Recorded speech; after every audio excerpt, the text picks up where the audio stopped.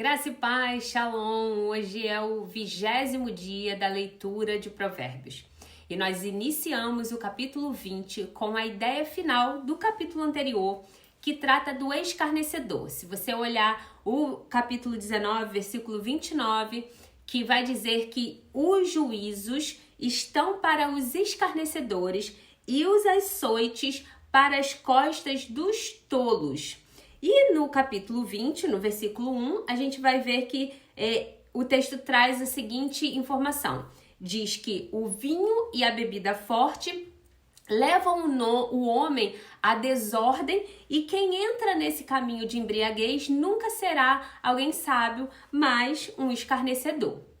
Depois, o capítulo ele faz algumas citações que remetem a textos já citados anteriormente, como, por exemplo, o preguiçoso, as duas espécies de pesos e medidas e balanças enganosas, a advertência sobre ser fiador, o maldizente e fala precipitada que resulta em um laço.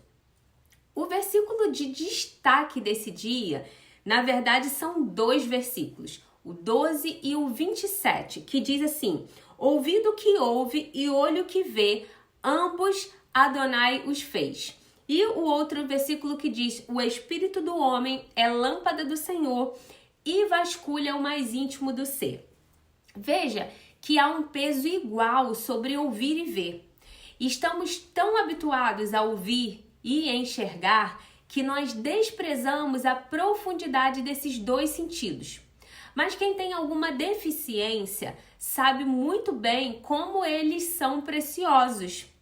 Então observe que ao longo do capítulo existem recomendações sobre vigiar a fala, como o versículo 19, que diz que o que fala, tagarelando, revela o segredo. E nos capítulos anteriores, as recomendações não foram muito diferentes. Elas foram incisivas, claras quanto à necessidade de ter cuidado, de ter zelo com a questão da fala. Então, quando essas orientações são colocadas em prática, é perceptível, as orientações são colocadas em prática, é perceptível que o calar, passamos a aumentar a profundidade com que nós ouvimos e também aquilo que nós vemos.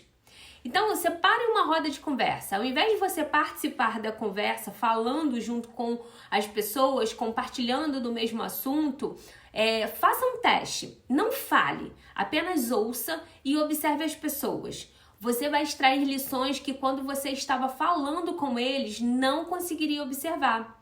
Você vai ouvir com mais clareza, vai pensar no que ouviu e algumas frases passarão a ter um outro significado. E quando você observa a fala junto com a ação do corpo da pessoa, vai ver que o corpo fala, que seus gestos, as suas expressões faciais estão dizendo além do que a boca está emitindo apenas palavras.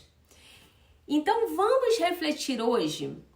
Essas observações não são para uma análise só comportamental, em nível profissional, mas a Bíblia nos orienta que Deus faz ouvido e olhos para serem usados em sabedoria nos relacionamentos, tanto na família, quanto no trabalho, como na comunidade de fé, em sociedade como indivíduo.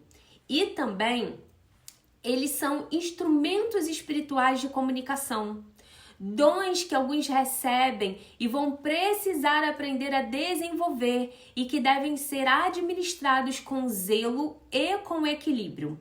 Que tal treinar seu ouvido, os seus olhos, hoje como uma dádiva de Deus, para a glória do nome dele? Nós vamos nos ver, se o Eterno nos permitir, amanhã, dando continuação a essa leitura. Pense nisso. Shalom, shalom.